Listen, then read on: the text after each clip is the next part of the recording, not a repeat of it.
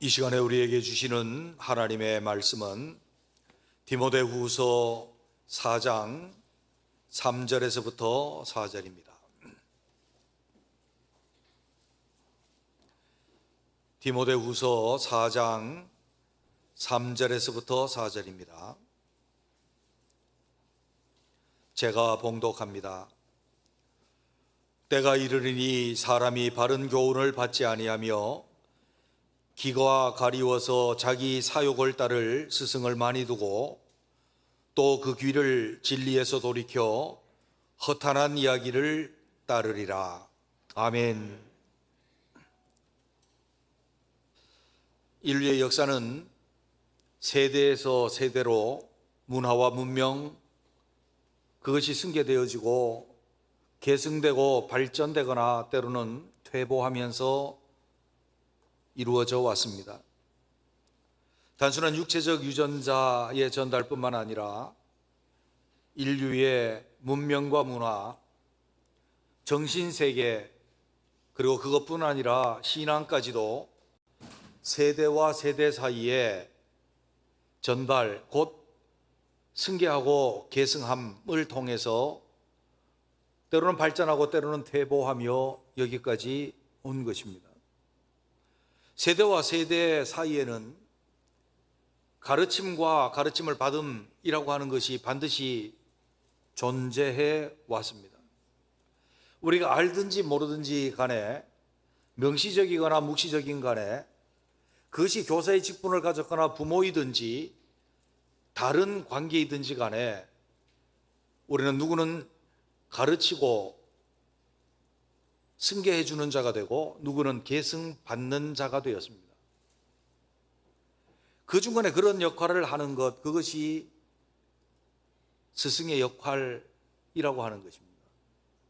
하나님도 하나님의 나라를 이루어 가시면서 세대와 세대 사이에 반드시 스승과 제자의 관계가 어떤 형식으로든지 이루어지고 그 스승과 제자의 형식들을 이어서 하나님의 나라를 지속하고 확장하고 하는 일들을 하나님이 행해 오셨습니다.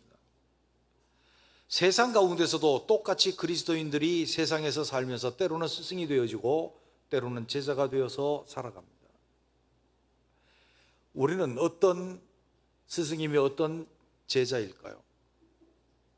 크리스천인 학교 교사인 어떤 분의 글을 제가 보았습니다. 5월의 푸른 하늘은 늘 깨끗하고 맑다. 그런데 어린아이의 해맑은 눈동자를 보며 차마 고개를 들 수 없는 것은 왜일까?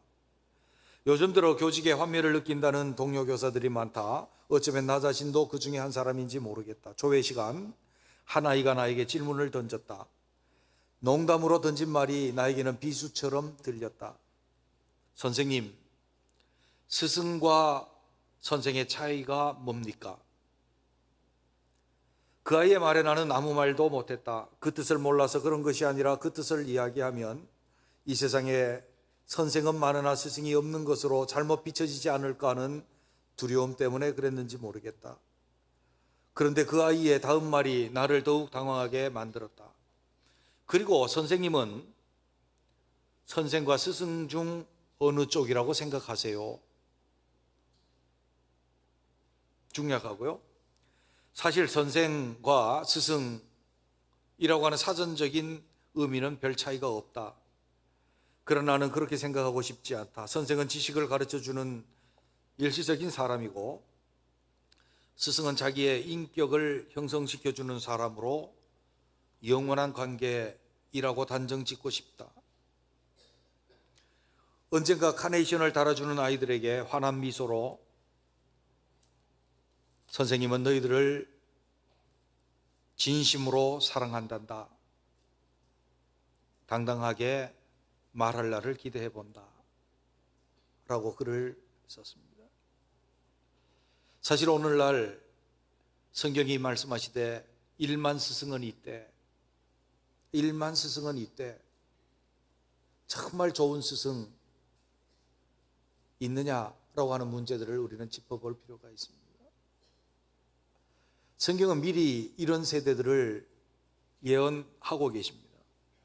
하나님을 배제하고 스스로 왕이 되어지고 스스로 모든 최종 결정을 할 수 있는 자가 되어지기를 원하는 인간들, 그리고 그 인간들 속에 지배하고 있는 탐욕, 욕심이라고 하는 것들은 자기 욕심으로 가득 찼기 때문에 좋은 스승이 되지도 못하고 좋은 스승을 만날 수도 없으므로 문제가 일어날 것을 성경은 예언합니다.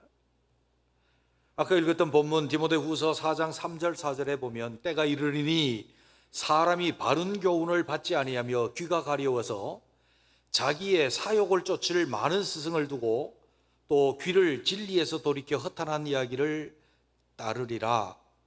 아멘. 이 세상 사람들은 자기의 무엇인가 교훈을 받기 위해서 어떤 스승을 두기를 원하는데 자기의 사적인 욕심들, 탐욕을 채워줄 그런 교훈들을 기다리고 있다는 것입니다. 그래서 그 교훈들의 귀를 기울이고 참된 진리를 떠나고 자기의 궁박을 해결해 줄 스승들을 찾고 있다라고 그렇게 말씀합니다. 여러분, 혹시 기억하고 계실지 모르겠습니다. 서울시장 선거가 얼마 전에 있었죠. 보궐선거가. 1등, 2등은 여러분들이 기억하고 계시겠는데 3등을 누가 하셨는지 아십니까? 서울시장 선거에 3등 하신 분이 누굽니까? 웃는 분은 아시는 분인데요, 허모 씨입니다. 대통령 후보에도 나왔던 분이에요. 자기가 대통령 되면 집을 공짜로 주고 1억씩 다 주고 뭐 하면 뭐 하고 막 자기를 따르면 부귀와 영화가 따라온다, 그렇게 막 이야기하는 사람입니다. 그리고 그는 어떤 종교 집단 같은 것을 가지고 있습니다. 애치궁이라고 하는 그런 궁전을 짓고 그 안에서 주말마다 강의를 하는데 그 사람의 1시간 강의를 듣기 위해서 최소 200만 원 이상의 돈을 지불하고 듣는데 거기에 무수한 사람들이 몰려가서 돈을 내고 그 강의를 듣습니다. 왜 그런가 하면 그들 속에 있는 인간의 욕망들을 건드려 주는 겁니다. 부귀영화를 누리게 될 것이다, 이런 이야기들이요. 어떻습니까? 오늘날 우리 속에는 우리의 사욕을 쫓을 제대로 되지 않은 스승, 선생을 모시기를 원하고 있지는 않습니까? 오늘 스승의 날을, 어제 스승의 날이고 오늘 스승의 주일을 맞이해서 우리는 그리스도인으로 살면서 우리의 인생길, 곧 진리와 교훈, 그리고 우리 인생길에서 진정한 참된 것을 우리에게 전해줄 스승 누구일까요? 우리는 누구에게 있어서는 스승이고 누구에게서는 그 스승을 따르는 제자입니다.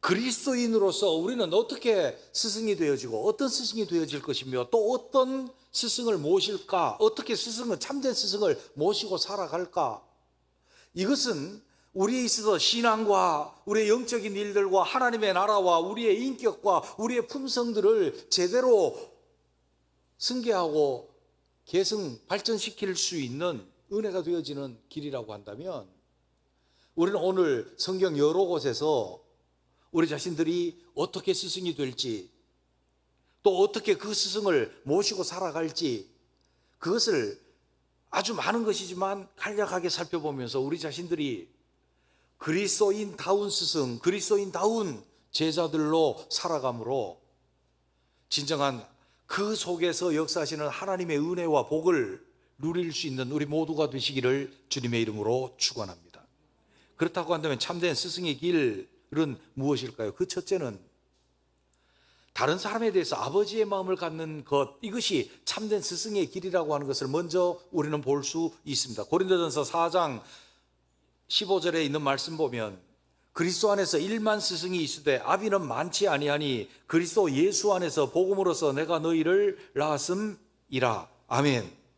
사도 바울은 고린도 교회를 뭐라고 표현합니까? 내가 너희에게 예수 안에서 복음으로 너희를 낳은 아버지의 마음으로 너희를 낳았다. 내가 아버지가 되는 자세로서 너희들을 가르치고 너희들을 세웠다라고 그렇게 말씀합니다.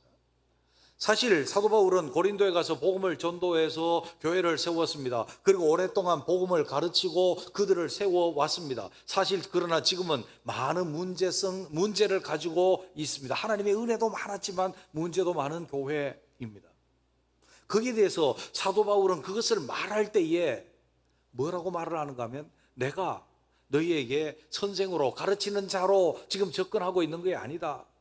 내가 아버지의 마음으로 너희들을 낳았듯이 지금 아버지의 마음으로 너희들의 모든 문제, 그런 것들에 대해서 접근하려고 한다라고 하는 그러한 표현으로서 쓰고 있는 거예요.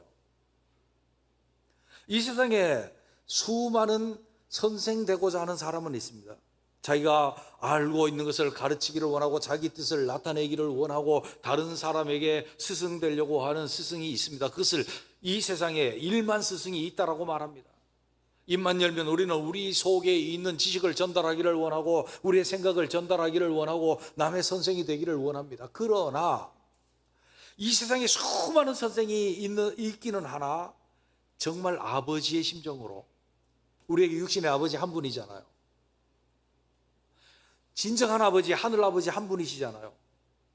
그러나 사도 바울은 아버지의 심정으로 내가 너희를 낳았다.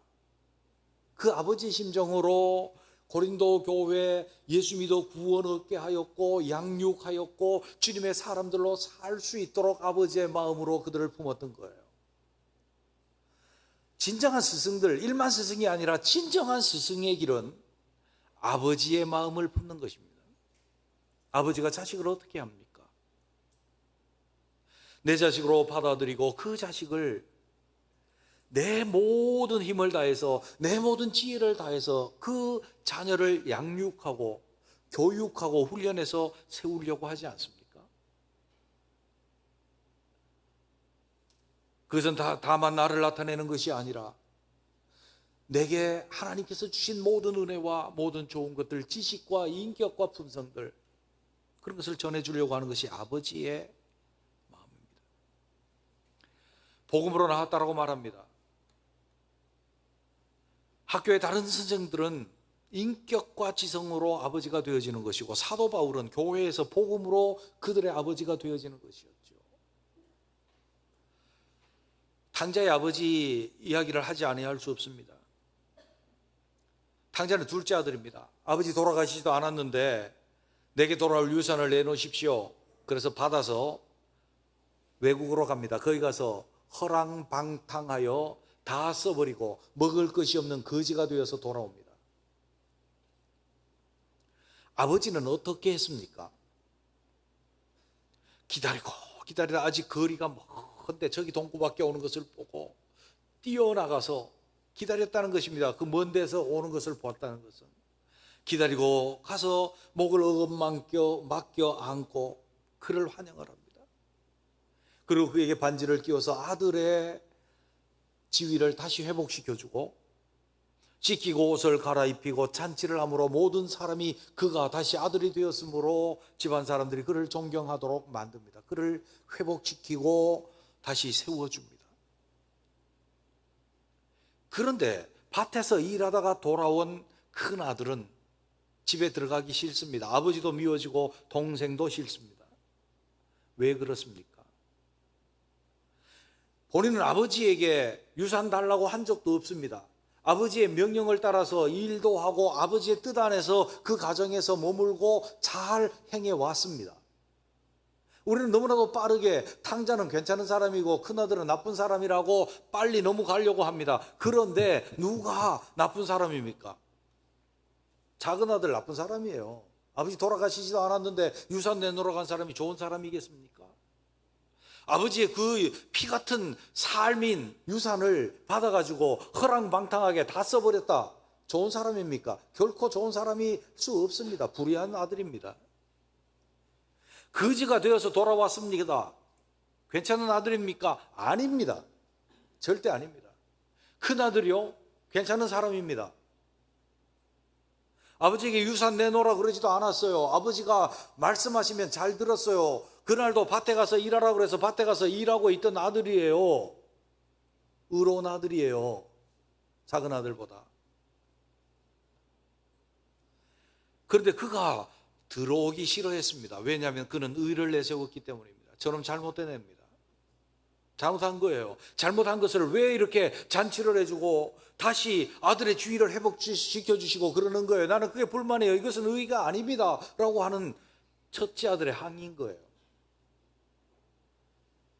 그런데 형은 판사예요. 판사. 세워주는 자가 그 죄를 징벌하는 자로 섰다라고 한다면 아버지의 마음은 그가 죄가 있더라도, 그가 잘못이 있더라도, 허물이 있더라도 그를 덮어주고 그를 회복시켜주고 그를 새롭게 해서 세워주려고 하는 것이 아버지의 마음이었습니다. 이것이 우리 하나님 아버지의 마음, 곧 우리를, 죄 있는 우리를 덮어주려고 예수 그리스도를 십자가에 대신 죽이시고 사랑하시고 덮어주시고 우리를 하나님의 아들의 지위로 다시 회복시켜 주신 분이 하나님 아버지예요.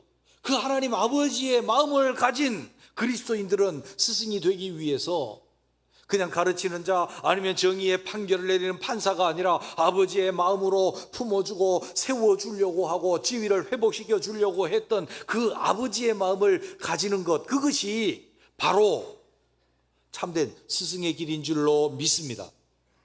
우리가 가정에서 아버지가 되든 선배가 되든 교회에서 선생이 되든 학교에서 선생이 되든 아니면 직장에서 다른 사람의 선배가 되어서 선생이 되어지든지 간에 그 스승이 되어져서 무엇인가를 넘겨주어야 할 때 우리는 아버지의 마음을 가질 수 있는 은혜가 있게 되시기를 주님의 이름으로 축원합니다.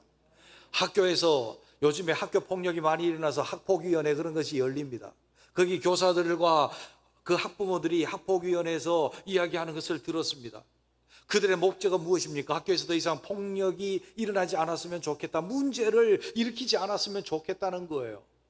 그래서 그 아이를 될 수 있으면 격리시키는 거죠. 폭력 성향이 있는 아이를 격리시키는 것이고 또 때릴 수 없도록 막는 것이고 그렇게 합니다. 그래서 격리시키고 때로는 정학을 시키고 처벌하고 그것도 잘 안 되면 다른 학교로 전학 보내버리고 그것이 그들의 행하고 있는 방식들이에요. 근데 근본적으로 생각해 봐야 돼요. 제가 어느 날 학교에 가서 그런 것을 이야기를 했습니다. 아이들을 제대로 세워줘야 합니다. 회복시켜 주어야 합니다. 때리는 아이는 전심으로 그것이 잘못된 것을 생각하고 때리지 않는 아이로 바뀔 수 있도록 선생님이 도와주어야 합니다. 그들 속에 내재되어진 분노, 그것을 해소할 수 있는 것을 찾아주어야 하고 맞은 아이들도 그 마음속에 트라우마나 잘못된 것이 없도록 회복시키는 것이 필요합니다. 세워줌이 필요합니다라고 이야기한 적이 있습니다. 진정한 스승이 되어지는 길은 아버지의 마음으로 세워주고 회복시켜 주는 것인 줄로 믿습니다. 이러한 스승이 되는 우리 모두가 되기를 바랍니다. 두 번째는 믿음과 진리의 스승이 되어져야 합니다. 디모데전서 2장 7절에 보면 이를 위하여 내가 전파하는 자와 사도로 세우심을 입은 것은 참말이요 거짓말이 아니니 믿음과 진리 안에서 내가 이방인의 스승이 되었느니라. 이것은 진리를 알고 확신함을 말하고 있습니다. 첫째, 스승의 자세는 진리가 무엇인지 참된 것을 알고 그것을 확신함이 필요합니다. 히브리서 5장 12절에 보면 때가 오래므로 너희가 마땅히 선생이 될 터인데 너희가 다시 하나님의 말씀의 초보가 무엇인지 누구에게 무엇을 가르침을 받아야 할 것이니 젖이나 먹고 단단한 식물을 못 먹을 자가 되었도다. 히브리서 기자는 이렇게 말합니다. 너희가 예수 믿은 지 오래되었다. 오래되었으면 진리를 알고 진리의 전진이 있어야 할 터인데 시간은 오래되었는데 너희가 진리의 전진이 있고 진리에 대한 확신이 있어서 다른 사람에 대해서 가르치고 그러는 선생이 되어야 되는데 지금 너희들이 지금 혼돈하고 헷갈리고 헤매이고 있다는 거예요. 예수 믿어서 구원을 얻었다라고 한다면 진리의 길이 무엇인지 명확하게 알고 다른 사람에게 전파하고 가르쳐야 될 터인데 이 영적으로 천사 숭배를 어떤 천사를 숭배해야 된다 라고 하는데 미혹되고 거기에 헷갈리고 있는 거예요. 다시 구약적인 제사를 드려야 되는지 말아야 되는지 거기에 헷갈리고 있는 거예요. 한번 비침을 입고 사함을 입었는데 그 진리 지식을 잃어버리는 거예요. 진리를 갖지 못하고 혼돈스러우니 선생이 되지 못한다는 거예요. 모든 사람들이 율법의 선생이 되려 하나 자기의 말하는 것이나 자기 확증하는 것도 깨닫지 못하는 도다. 구약의 율법의 선생들 그리고 율법으로 가르치려고 하는 사람들 보게 되면 엄청나게 혼돈을 일으켜요. 진짜 율법의 의미가 무엇인지 그 속에 있는 진리가 무엇인지 알지 못해요. 어제 줌으로 성경 공부를 할 때에 마태복음 5장에 주님이 율법을 완전하게 하려 오셨다라고 하는 부분들을 나눴어요. 그런데 여기에 엄청난 혼돈들을 한국교회에서 일으키고 있는 부분들이 있어요. 우리는 알아야 합니다. 남의 스승이 되고 남을 가르치려고 한다면 그 영향력을 생각해서 진리 지식을 가져야 하고 진리 지식에 대한 확신을 가진 믿음이 있어야 돼요. 그리고 진리로 섬겨서 세우려고 하는 세움이 있어야 되는 거죠.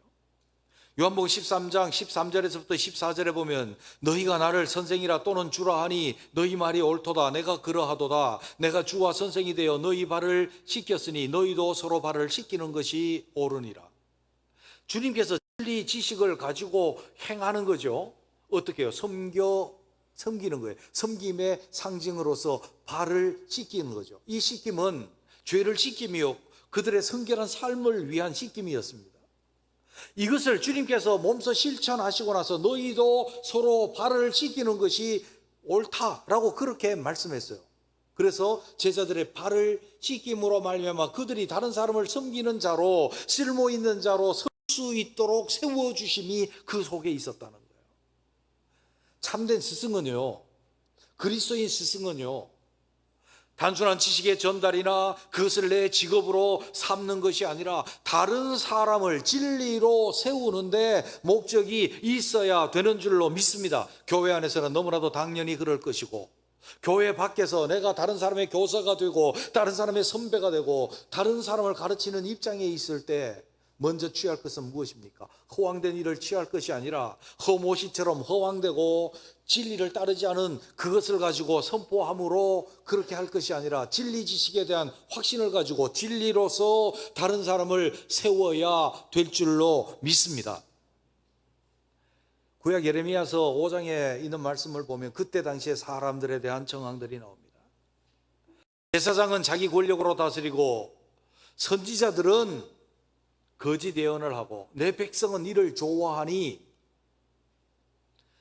나중에 너희가 이 일을 어떻게 하려느냐? 참된 것이 아닌 거짓이 횡행하고 그것을 좋아하는 그것은 나중에 굉장히 위험한 일이 되어지는 것을 하나님의 심판에 떨어지게 되는 것을 보게 되어집니다. 그리스도인들은 남의 스승이 되어지고 남을 가르치는 자가 되고 남에게 영향력을 끼치는 자가 될 때 진리 지식에 도달하고 진리 지식에 대한 확신을 가지고 진리로 다른 사람을 세울 수 있는 자가 되어야 하는 줄로 믿습니다. 세상의 선생이 되면 세상 속에 있는 일반적인 계시 속에 있는 진리 지식을 가지고 확신하고 학생들을 세워야 합니다. 자기의 잘못된 신념, 거짓 신념을 가지고 편향적인 생각을 가지고 아이들을 세워서 그렇게 만들려고 하면 안 되는 겁니다.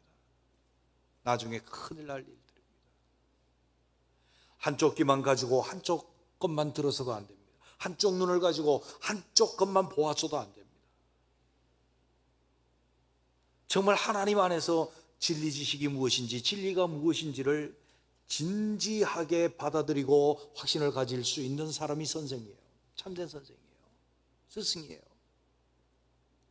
그리고 그것으로 세우려고 해야 될 줄로 믿습니다. 우리 모두 이런 그리스도인들 되기를 바랍니다. 두 번째는 우리는 누구에게 스승일 뿐만 아니라 누구에게 배우는 자입니다. 참된 스승을 모시고 살아가야 합니다. 어떤 스승을 모십니까? 하나님이 참된 우리의 가르치는 분이지요. 예수님께서 우리의 참된 선생님이시죠. 그것만 받겠다는 것은 교만이지요.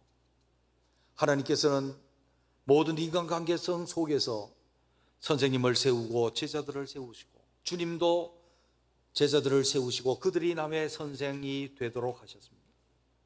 디모데를 세우셨고, 바울은 디모데에게 또 다른 많은 사람들에게 부탁하라, 그들이 많은 사람을 가르치리라 했습니다.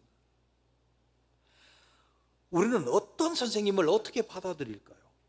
학교에서 한번 보십시다. 어떤 선생님의 가르침 밑에서 그 교훈을 받아서 성공적으로 입신양명한 사람들은 선생님을 자기 선생님으로 일단 받아들이고, 그 선생님의 교훈을 받아들이고, 그 좋은 것을 계승 발전함으로 그가 훌륭한 사람으로 섰습니다. 그래서 모든 사람들에게 일어났던 일입니다.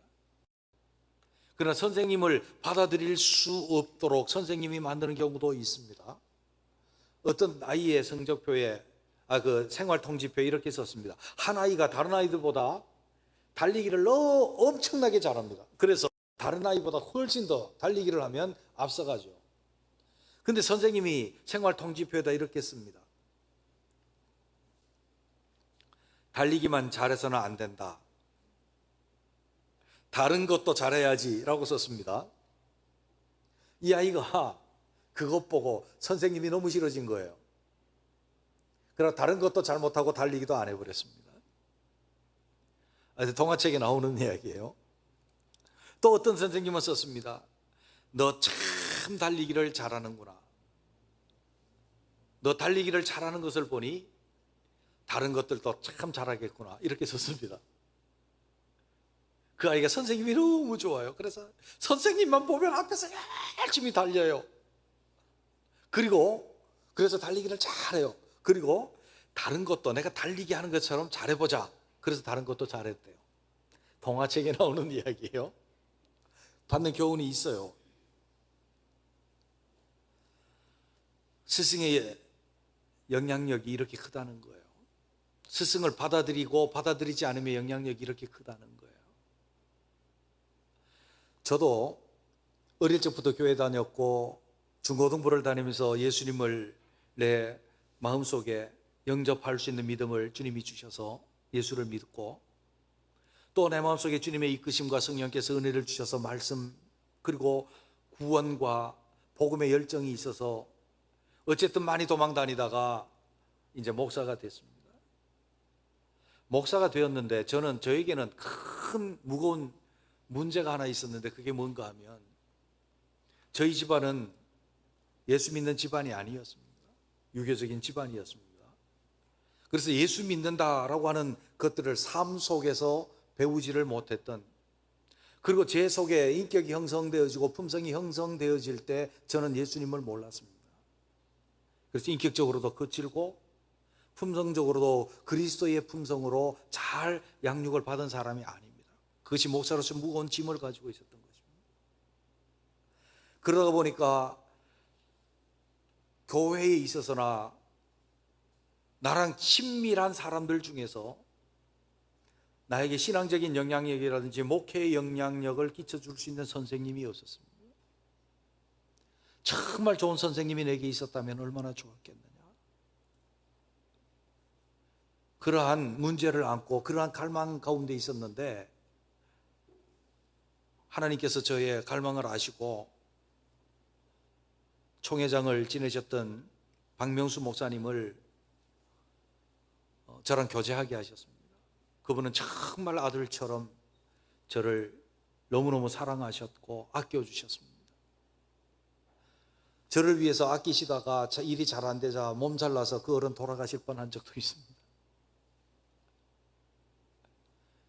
저는 그분을 인간적으로 신앙적으로 정말 존경하는 선생님으로 모셨습니다.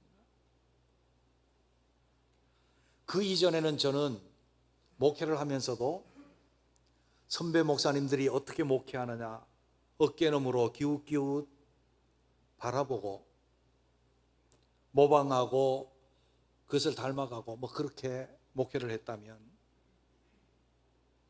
진정한 선생님을 만난 그 뒤에는 그분 속에 깊이 있는 하나님을 향한 신앙과 하나님의 나라를 위한 사랑과 주의 빛이 되고 소금이 되려고 하는 그 마음, 그것을 배우게 됐고 그것이 제 속에 신앙과 목회 속에 깊이 자리를 잡게 되었습니다.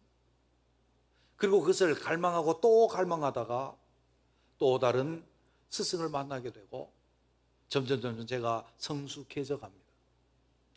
물론 다 성숙하면 은퇴하게 되겠고 인생 성숙하면 천당에 가겠지만 말이에요. 좋은 선생님을 만난다는 것이 이렇게 중요해요. 그럼 우리는 어떻게 좋은 선생님을 내 속에 모시고 살까요? 첫째는 내 영혼을 인도하고 내 인생을 인도하는 자들을 받아들임이 필요합니다. 용사하시고 한번 따라 하시죠. 받아들임이 필요합니다. 히브리서 13장 17절에 보면 너희를 인도하는 자들에게 순종하고 복종하라. 저희는 너희 영혼을 위하여 경성하기를 자기가 회개할 자인 것처럼 하느니라. 저희로 하여금 즐거움으로 이것을 하게 하고 근심으로 하게 하지 말라. 그렇지 않으면 너희에게 유익이 없느니라. 여러분 보세요. 이 말씀은 너희 영혼을 인도하는 자들, 그들은 너희 영혼을 위해서 자기가 회개할 것 같이 애쓰고 너희 영혼을 인도하려고 하는 자이다 라고 하는 것을 너희가 받아들여라 라고 하는 의미인 거예요. 받아들임과 받아들이지 않으면 큰 차이가 있습니다. 우리가 육신으로 자식을 낳습니다. 근데 진정 이 자식이 내 아들이 되고 내 자식이 되어지는 것은 아버지가 내 자식으로 받아들이는 겁니다. 하나님이 내게 주신 선물인 내 아들, 내 딸이라고 내가 받아들일 때에 진정한 부자 관계가 형성이 되는 거예요. 자식이 아버지가 나를 낳았지만 아버지 왜 나를 낳으셨나요? 어머니 왜 나를 낳으셨나요? 그럼 부자 관계가 제대로 형성이 되지 않죠. 그 부모님이 잘났든 못났든 내 아버지임을 내가 받아들일 때 그 상태 그대로 내가 받아들일 때 참된 부자 관계가 형성이 되는 것처럼 영혼을 인도하는 자 그대로 받아들임으로써 관계가 형성이 돼서 참된 스승을 모실 수 있는 거고, 학교에서 선생님이 내게 배정이 된 거예요. 학기가 바뀌었더니 선생님이 배정이 돼서 이 선생님을 하나님이 나에게 주신 선생님으로 받아들일 때에 진정한 그 선생님을 통해서 하나님이 내게 주시고자 하는 진리 지식에 대한 것들, 나를 인도함에 대한 통찰력이 생기고 그 관계가 형성이 되어지는 거예요. 어쩌다가 내가 이런 선생 만나서 그건 끝난 거예요. 어쩌다가 내가 이런 아버지 만나서 끝난 거예요. 결혼관계 그래요. 어쩌다가 내가 이런 남편 만나서가 아니고 하나님이 내게 주신 남편으로 받아들이고 하나님께서 내게 주신 아내로 있는 그대로 전적으로 내가 수용할 때에 진정한 부부관계가 형성되고 자식과 부모관계도 서로 그렇게 받아들일 때 진정한 아버지와 아들과의 관계 형성이 되고, 교회에서도 똑같고 선생님이 내게 배정되었을 때 선생님을 하나님께서 이번 학기에 내 선생님으로 내게 주셨다라고 하는 것을 받아들일 때 그 선생님을 통해서 내게 하나님께서 채우시고자 하는 은혜와 복에 도달할 수 있게 되어진다는 거예요. 그래서 받아들임이 중요한 거예요. 교회에서도 목사이든지 교역자이든지 내 선생님이든지 구역장이든지 셀리더든지 누구든지 장로님이든지 누구든지 간에 누가 나에게 선생 되어질 때에 하나님이 내게 주신 자로 받아들임이 관계의 기초가 되고 내가 진정한 스승을 모실 수 있는 방향이 되어지는 줄로 믿습니다. 받아들여지게 되면 통찰력이 생기는 거예요. 하나님이 이 선생님을 통해서 나에게 무엇을 주시려고 하는지 통찰력이 열리기를 시작하는 거예요. 그 통찰력이 열리니 너희 영혼을 인도하는 자에게 뭐 할 수 있어요? 순종하고 복종할 수 있는 거예요. 왜? 받아들이고 나니 하나님이 이분을 통해서 내게 일하려고 해요. 그럼 하나님의 권위를 인정하니까 그분의 권위도 인정하고 그분의 가르침도 내가 받아들일 수 있게 되는 거예요. 그래서 그분을 통해서 일하시는 하나님께 복종하게 되고 그분을 통해서 우리에게 은혜를 베푸시는 하나님의 은혜의 문을 우리가 열어가는 거예요. 이게 좋은 스승을 모시는 일인 거예요. 마지막으로 보려고 해요. 눈이 반쯤 감긴 사람들이 많아요. 어제쯤에 공부를 많이 했나 봐. 토요일날 공부를 많이 하는 것보다 쉬고 주일을 준비하는 게 더 지혜 있는 길일지도 몰라. 자, 세 번째로 보면 좋은 것을 나누면 좋은 반응이 있어야 된다는 거예요. 보세요. 갈라디아서 6장 6절에서부터 8절 보면 가르침을 받는 자는 말씀을 가르치는 자와 모든 좋은 것을 함께 하라. 스스로 속이지 말라. 하나님은 업신여김을 받지 아니하시나니 사람이 무엇으로 심든지 그대로 거두리라. 자기 육체를 위하여 심는 자는 육체로부터 썩을 것을 거두고 성령을 위하여 심는 자는 성령으로부터 영생을 거두리라. 믿음 안에서 보세요. 지금 믿음 안에서 말하는 거잖아요. 믿음 안에서 이제 가르치는 거죠. 말씀을 가르치는 자. 가르침을 받는 자가 모든 좋은 것으로 함께 하라. 모든 좋은 것은 영적인 것, 육적인 것, 뭐 이런 것 저런 것, 하여간 좋은 것이 있으면 함께 하라라고 하는 의미예요. 그것은 어떤 의미인가 하면, 자, 가르침을 하는 스승을 내가 하나님께서 주신 자로 받아들였어요. 받아들이고 나서 관계가 형성되니까 그의 권위를 인정하고 가르침을 인정을 했어요. 인정을 하고 나니까 거기에 대한 반응이 생기는 거죠. 거기에 대한 반응으로, 좋은 반응으로 나타나는 것이 좋은 모든 것으로 함께하는 거예요. 좋은 모든 것으로 함께하는 거예요. 그래서 함께 나누고 그를 섬기고 그에게 뭔가를 하는 거죠. 근데 이것을 뭐라고 말을 하는가 하면 성령을 위하여 심는 것이라고 말을 해요. 성령을 위하여 심는 것. 따로 떨어진 말씀이 아니에요. 성령을 위하여 심는 것. 성령을 위하여 심는다라고 하는 게 뭔가 하면 여기에 지금 나타나는 것은 하나님의 말씀을 가르치는 자고 주의 나라의 원리를 가르치는 자예요.